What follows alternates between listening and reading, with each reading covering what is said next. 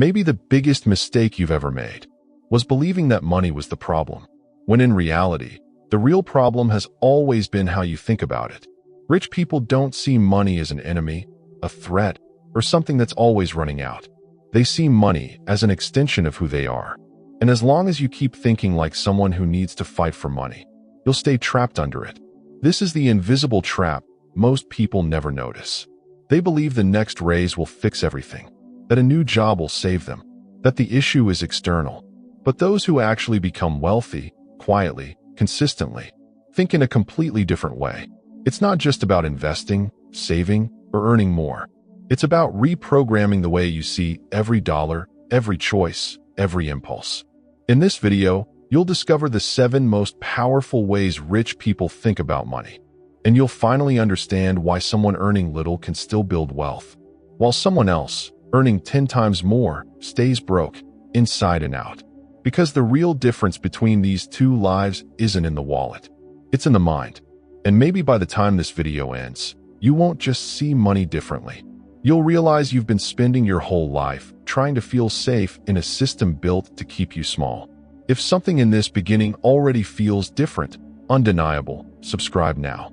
Not for this moment alone, but for everything still waiting to unfold. Most people spend their entire lives chasing money. Not because they want money, but because they've been taught that money is the goal. They believe that once they reach a certain number, everything will feel different. They'll be secure, respected, free. But rich people don't think like that. They don't obsess over money as an end in itself. They see it as a tool, a lever, a silent amplifier. It's not the destination, it's the vehicle. And that shift changes everything. When you treat money like a goal, you build your life around accumulation.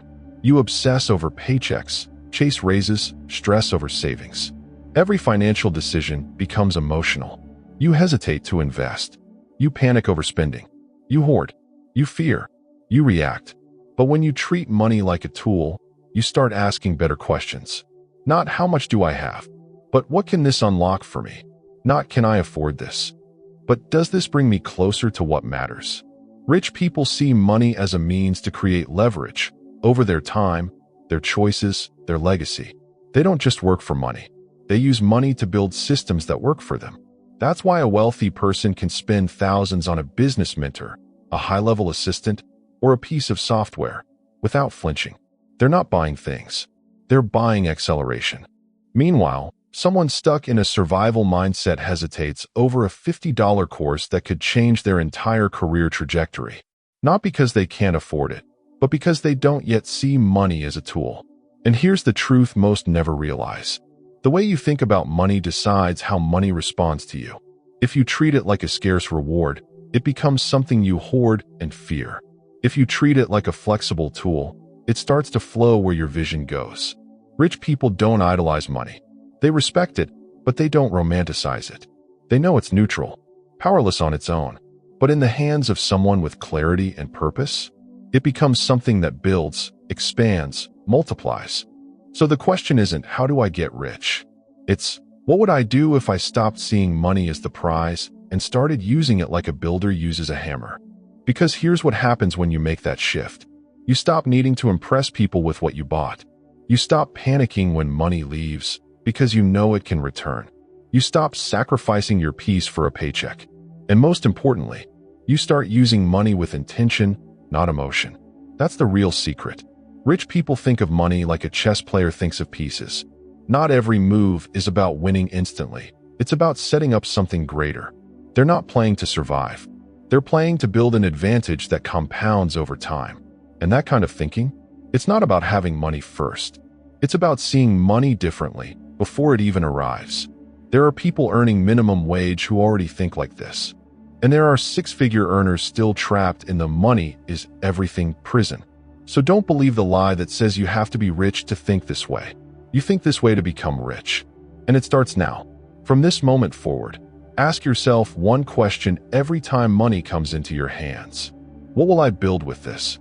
Because if the answer is just comfort or distraction, you're still a consumer.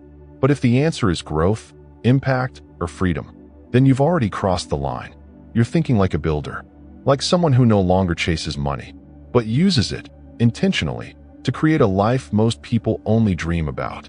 One of the most subtle but powerful shifts in how rich people think is this. They don't use money to escape discomfort. They use it to buy time. For most people, the arrival of money brings one immediate impulse: relief. They look for something to buy, something that feels like a reward after stress, something that gives them a brief taste of the life they wish they had.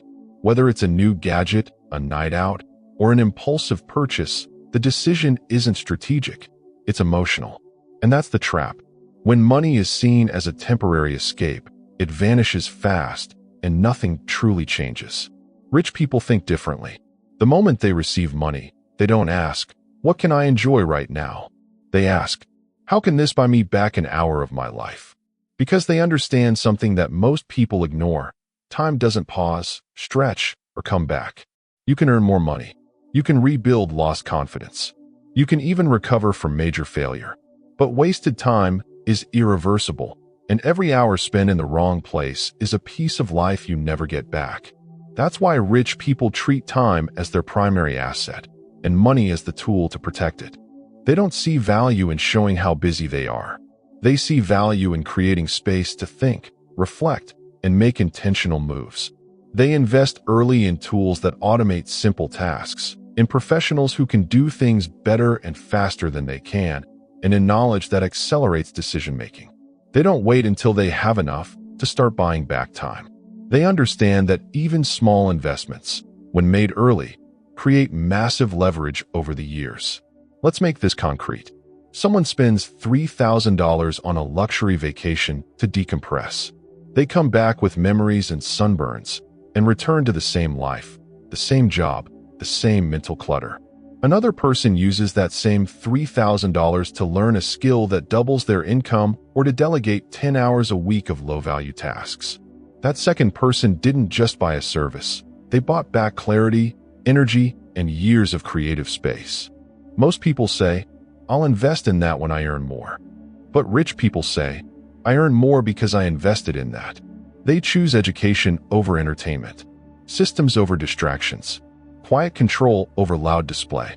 It's not that they don't enjoy nice things, they do. But they don't buy pleasure at the cost of pressure. They refuse to purchase comfort now if it means chaos later. That's not just discipline, that's strategic thinking. Because real wealth isn't about how much you spend. It's about how much of your day you truly own. The truth is, if your calendar owns you, it doesn't matter how big your paycheck is. If you have no space to think, create, or rest, you're not free. You're just busy. And busyness doesn't build anything. It only hides the fact that you're stuck. So the rich play a different game. They don't work harder just to prove they're valuable. They work smarter to build freedom. They're not addicted to doing everything themselves. They're obsessed with doing only what matters most. They buy back minutes so they can think for hours. They pay for help so they can focus on impact. They eliminate what drains them so they have space to decide what fulfills them. And here's the shift you can make today. Start seeing every dollar not as a reward, but as a vote. Are you voting for distraction or direction? For temporary ease or long-term freedom? Because every dollar you spend is casting a silent vote for the kind of life you're building. Look at someone who's always overwhelmed. They're rushing, multitasking, burning out. They keep everything on their shoulders, believing it's too expensive to get help. But what's really expensive is wasting their most valuable resource, time, on things that don't move them forward. Rich people aren't smarter. They're not better. But they've learned to ask better questions. What's the true cost of doing everything myself? What would buying back 1 hour a day change in my life? What's draining my focus that could be solved with a simple investment? You don't need millions to apply this mindset. You just need to value time more than the illusion of comfort. There are people earning modest salaries who already operate this way, slowly building systems, routines, and relationships that multiply their effectiveness. And there are high-income earners stuck in chaos, always behind, always reacting, with no sense of control. So the next time money enters your hands, stop and ask, what can I put this toward that makes my future self thank me, not just feel good today? That's how the rich build lives that last. They don't just buy more. They buy time, so they can live more. Most people are conditioned to think in direct exchanges. Work for hours, get paid for hours. It's a model we're introduced to from the moment we begin understanding money. A simple, predictable path based on effort equals income. You work, you earn. You stop, the money stops. But this equation, while logical, has a limit. It traps you in a life where time is your only currency, and exhaustion becomes your only strategy for growth. Rich people reject this model early on. They understand that wealth doesn't come from working harder. It comes from building systems that keep moving forward, even when they're not present. Systems are structures that don't rely on constant input. They are designed once, refined over time, and built to generate results long after the initial effort is done. That's why someone with a system mindset doesn't ask, "How much can I make doing this?" They ask, "How can I turn this into something that works while I sleep?" They think like architects, not laborers. Instead of focusing on transactions, they focus on designs, the kind that replicate, multiply, and compound. This shift in thinking changes everything. When someone lives paycheck to paycheck, their mental energy is consumed by short-term planning. They think in weeks, in hours, in tasks. But someone building systems is thinking in quarters, in years, in outcomes. They don't just look for more work. They look for leverage. A process that saves time. A product that sells repeatedly.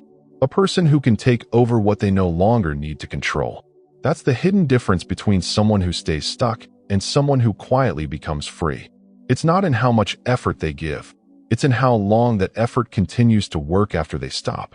This doesn't mean the rich never work hard. On the contrary, the early stages of building a system are often demanding. But what separates them is that they tolerate temporary inefficiency in exchange for long-term sustainability. They're not seduced by the quick win or the big check today if it means remaining trapped tomorrow.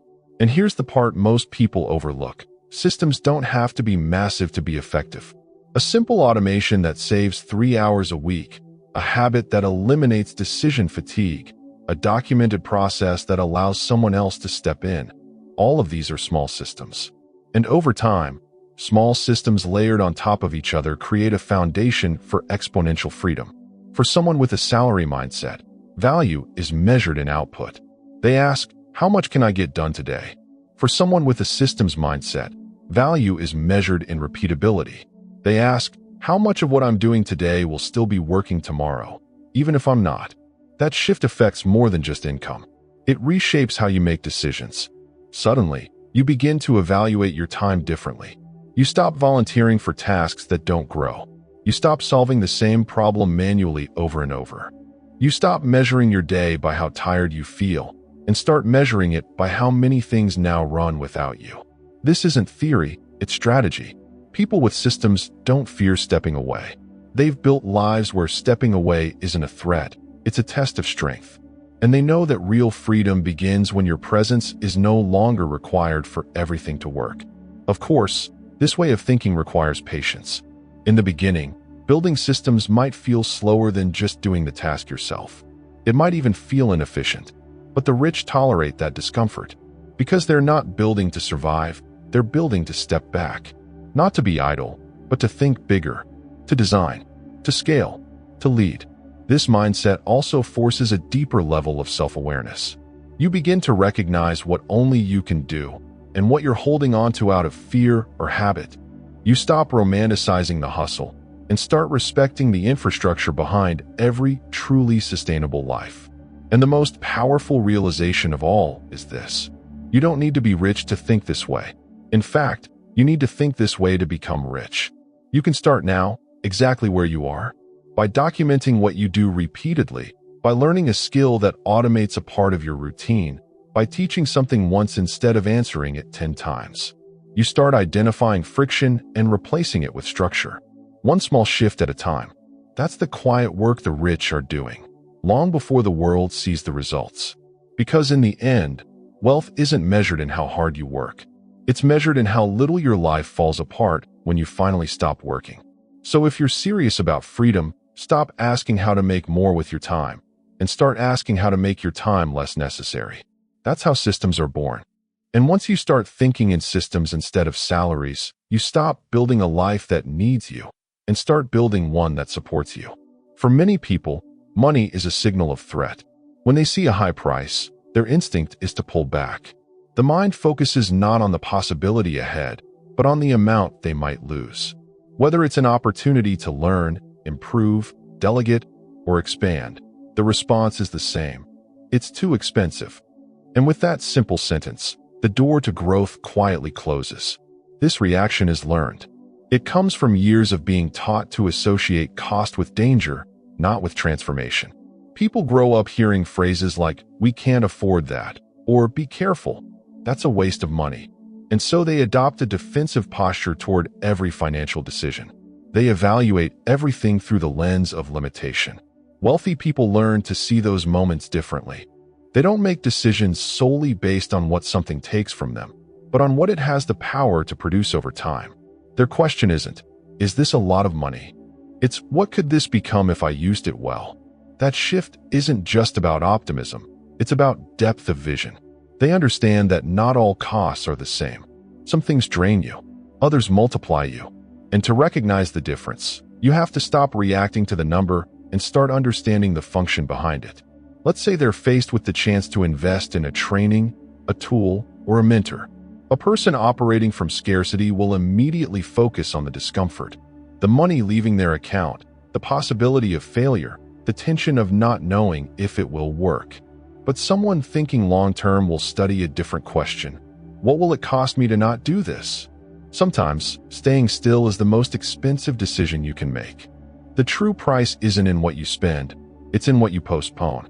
And when you begin to measure your decisions not by what they prevent, but by what they allow, your entire financial strategy changes. This is why people who build wealth are willing to stretch themselves. They don't throw money at everything. They don't invest emotionally or impulsively, but they're able to move forward, even when something feels unfamiliar or slightly beyond reach, because they've trained themselves to focus on outcomes, not obstacles. And the outcome they're looking for is growth. Not necessarily rapid or flashy growth, but consistent improvement year after year. They're thinking about what this decision does to their trajectory. They're weighing impact, not just affordability. This mindset affects small choices and major ones.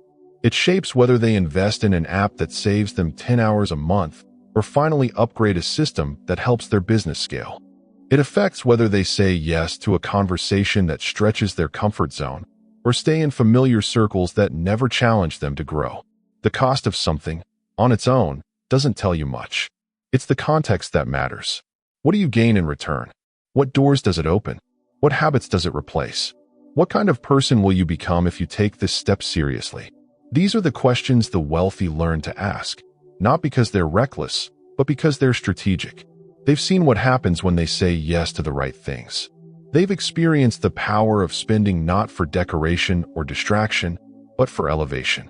That's why they value transformation more than appearance, because one leads to expansion, while the other leads to stagnation masked by a good outfit. Many people never escape the loop of asking, "Can I afford this?" But rarely do they ask what it costs to keep saying no. When you decline every uncomfortable investment in yourself, your skills, your time, your peace, you're not saving money.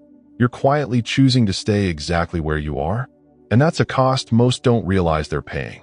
The wealthy avoid that trap by building trust in their ability to grow. They don't need everything to be guaranteed. They've learned that their commitment matters more than the circumstances. They've learned to bet on the version of themselves that shows up after the decision, the one who adapts, applies, and expands. It's a different type of confidence. Not loud, not arrogant, but built on results. Because every time they invested wisely and followed through, they proved something to themselves. That the return wasn't just financial, it was personal. They became more capable, more resilient, more aligned with the life they were trying to create. If you're used to holding tightly to your money, this way of thinking can feel risky. But ask yourself honestly, what has fear of loss already cost you? What have you delayed that you knew would move your life forward, simply because the price made you uncomfortable? And how many more years are you willing to keep paying that silent fee? At some point, growth requires trust, not blind faith, but an informed decision that says, "This matters more than my momentary fear." And in that moment, something shifts. You stop playing not to lose and start playing to build. When money becomes a tool instead of a threat, everything changes. Your choices expand. Your pace accelerates. Your identity evolves. And it all begins with a new kind of question, not, is this expensive? But, is this aligned with the future I say I want? It's easy to talk about financial discipline in terms of budgets, spreadsheets, or spending habits. But for those who truly build wealth, there's another layer. One that's quieter, harder to detect, but far more dangerous: emotional debt. Emotional debt isn't the number in your bank account. It's the pressure behind your purchases. The impulse that drives you to spend money not because you need to, but because you're trying to soothe something deeper. Most people have never been taught to look at their money that way. They focus on the surface, what they earn, what they owe, what they want. But they rarely pause to ask what's fueling their financial decisions underneath. They don't notice how often they reach for their wallet in moments of insecurity, boredom, envy, or loneliness. They just call it treating themselves. They tell themselves they deserve it, that it's harmless, that it's only once in a while. And maybe it is, until it isn't. Because what starts as a temporary indulgence becomes a pattern. And that pattern starts to define not just how they spend, but how they feel. They buy things to escape, to belong, to impress. But the feeling fades, and now they're left with two problems: the money they spent and the emotion they never actually resolved. Wealthy people are not immune to emotion. They feel the same fears, doubts, and cravings. But what sets them apart is their awareness. They recognize the danger of letting those emotions drive financial behavior. They understand that when you use money to fill a void, the void only grows. So they build systems, internal ones, to keep themselves clear. They create space between what they feel and what they choose. That space is everything. In that space, they ask better questions. They challenge themselves. Am I buying this because it aligns with my goals, or because I'm trying to distract myself? Is this a step toward the life I'm building, or a shortcut that leaves me further behind? Am I spending to elevate my life, or to silence my discomfort? These questions don't make decisions easier. They make them honest. And honesty is where freedom begins. Because the truth is, many people are financially drained not by big expenses, but by small, constant attempts to feel okay. A little here, a little there, a new outfit to feel confident, a gadget to feel current, a dinner to feel connected. None of it is inherently wrong. But when those choices come from a place of emotional imbalance, they accumulate. Not just as transactions, but as weight. Invisible, but heavy. That's emotional debt. It's what happens when your money habits are tied to unresolved needs. And over time, it doesn't just limit your finances. It erodes your clarity. You start losing track of why you're doing what you're doing. You chase more, but never feel full. You earn more, but feel less stable. The numbers go up, but the peace doesn't follow. Wealthy people are not perfect. They still make mistakes, have moments of indulgence, moments of pressure, but they recover faster. They reflect. They recalibrate. They build the muscle of separating who they are from what they feel in the moment. They practice financial self-respect, the ability to say, I am not my impulses. I don't have to buy my way out of discomfort. That discipline creates a different kind of wealth, not just in dollars, but in identity. Because when you stop spending to fix yourself, you start building from wholeness. Your decisions become clearer. Your actions become cleaner. Your money starts flowing in alignment with your future, not your wounds. And that's where real power begins. Not in saying no out of guilt or fear, but in saying no from a place of stability. Not because you're depriving yourself, but because you're not for sale. Not because you can't afford it, but because you're not willing to rent your self-worth for a moment of relief. This doesn't mean living coldly or rigidly. It means becoming a better steward of your energy. It means learning to meet your own emotional needs without always turning to your credit card for comfort. It means recognizing that confidence can't be bought, connection isn't in the bill, and validation doesn't come with a receipt. It also means choosing environments that don't constantly tempt you to prove yourself. Because emotional debt often thrives in places where status is the currency, where you feel like you have to show up looking a certain way, spending a certain way, living a certain story. Wealthy people learn to opt out of those games. They know that every time you spend to win approval, you lose something more important: your alignment.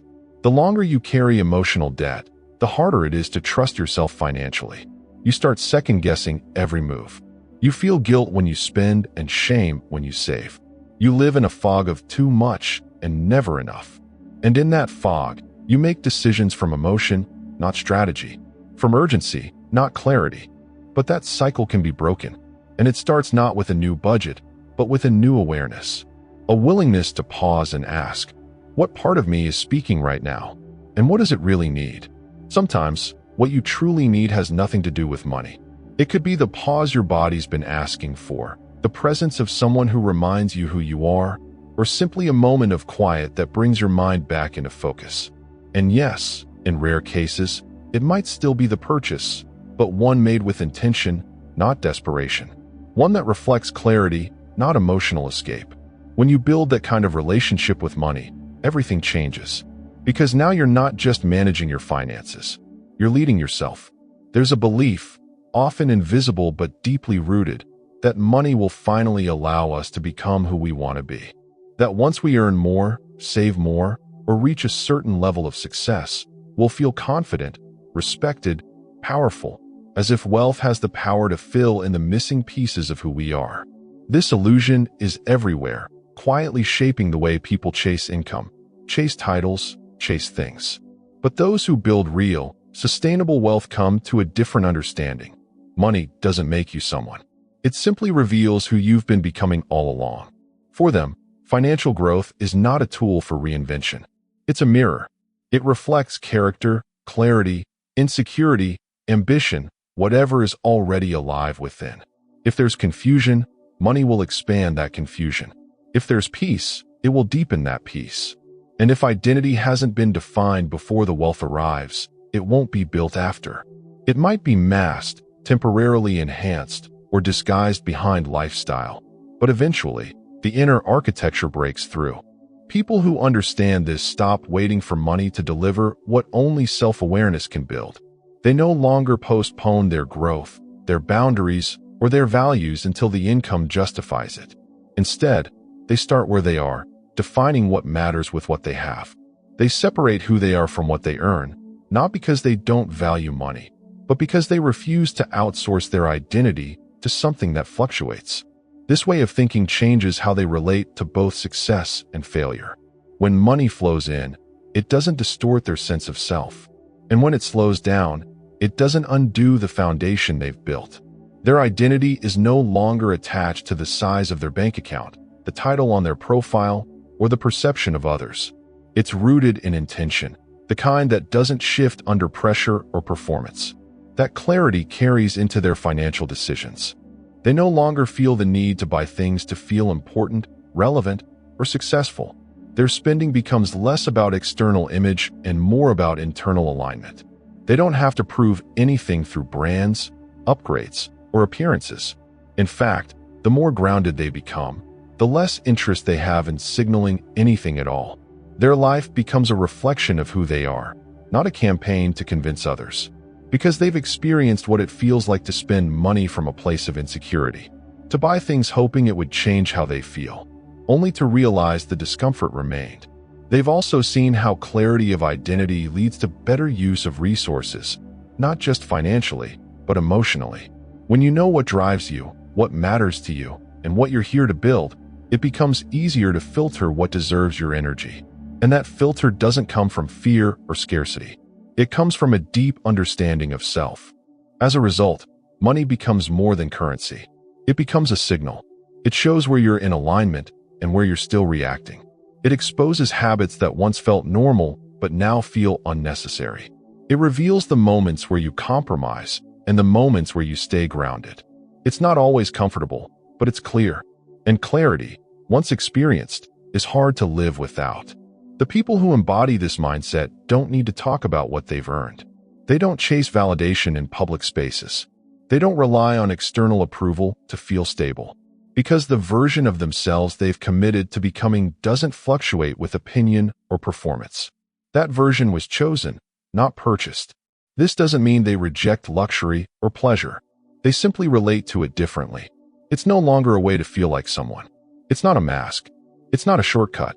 It's just one of many tools available to someone who already knows who they are. And that difference is everything. When money reflects identity, rather than trying to construct it, the experience of wealth becomes quieter. Less about accumulation, more about expression. Less about running towards something, more about standing firmly in who you've already decided to be. And that kind of wealth can't be taken away because it was never dependent on the money in the first place. That's the place from which the wealthy lead. Not through appearance, through alignment, not through performance, through stability. They've stopped negotiating their values every time money enters or exits. They've stopped tying their worth to outcomes they can't fully control. And they've replaced the question, how much until I feel like someone, with a far better one. What kind of life am I building that money has the privilege of supporting, not defining? As people grow in their understanding of money, a subtle but profound shift begins to take place. It's not about earning more or spending less. Those things may happen, but they're no longer the focus. What changes is the quality of the relationship. Where there was once tension, there is now clarity. Where there was obsession, there is now rhythm. And the noise that once surrounded every financial decision begins to fade, replaced by something that most never associate with wealth: silence. This silence isn't emptiness, it's steadiness. It comes from having learned, often through trial and error, that money was never meant to define you or dominate your attention. It was meant to support something deeper: the life you're building, the principles you live by, the identity you've chosen. And when that awareness settles in, your behavior begins to follow. You don't need to track every detail obsessively, nor do you neglect it entirely. You begin to engage with money the way you would with anything meaningful, with care, but without noise. People who cultivate this kind of relationship aren't usually the ones talking about money all the time. They're not performing success. They're not driven by the need to be seen as responsible, wealthy, or powerful. Their decisions aren't shaped by trends, envy, or pressure to keep up. Instead, they've developed a kind of internal pace, one that doesn't speed up or slow down depending on what others are doing. That pace comes from having spent enough time understanding what money really means in their life, and more importantly, what it doesn't. When someone reaches this point, the urgency fades. The purchases that once felt like proof of progress no longer carry the same weight. There's no longer a need to showcase abundance or disguise uncertainty. Choices become less about reacting and more about responding to what genuinely matters. And even when mistakes are made, because no relationship is perfect, they are addressed with calm, not shame. Because the fear that once fueled every financial concern has been replaced by something more durable: ownership. Ownership, in this context, is not just about possessing assets. It's about knowing how and why you're moving. It's the ability to make a decision without emotional backlash, to change direction without guilt, to say no without self-doubt, and yes without over-explanation. When your relationship with money matures, you no longer seek relief from it. You start using it with a quiet kind of confidence, the kind that doesn't require validation or applause. This quiet relationship is not built quickly. It requires many moments of honesty, times when you catch yourself trying to impress, soothe, or escape through money, and choose a different path. It requires paying attention to patterns, questioning long-held beliefs, and letting go of financial habits that once brought comfort but now feel heavy. It asks that you trust your ability to grow without needing to perform that growth for others. In this space, money becomes lighter, not because you have more of it, necessarily, but because you've removed the layers of emotion, insecurity, and identity from around it. You no longer see it as your savior or your enemy. It simply becomes what it is: a resource. One you manage not just for accumulation, but for alignment. From the outside, this relationship may appear uneventful. There are fewer dramatic shifts, fewer highs and lows, fewer moments of panic or euphoria. But internally, there is something much more valuable taking place: consistency. A rhythm that allows you to build without burning out. A structure that holds steady when things around you don't. A kind of financial peace that doesn't draw attention to itself because it doesn't need to. That peace is what the wealthy protect, not through secrecy or rigidity, but through intention. They don't allow every passing desire or emotion to dictate their direction. They've trained themselves to move based on values, not impulses. And that's why their decisions, though sometimes invisible to others, create a kind of momentum that compounds quietly over time. You can feel when someone has this relationship with money. They aren't constantly talking about it. They don't react with panic when things tighten, nor with arrogance when things grow. They move with a kind of internal coherence that's hard to fake. And over time, that coherence becomes more valuable than any single financial decision they make.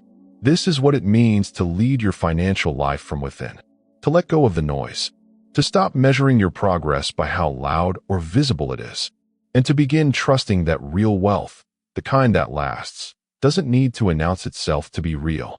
It just needs to be lived. The shift doesn't happen all at once, but every time you return here, something real moves. So if this path speaks to you, make sure this won't be the last step you take with us. Subscribe.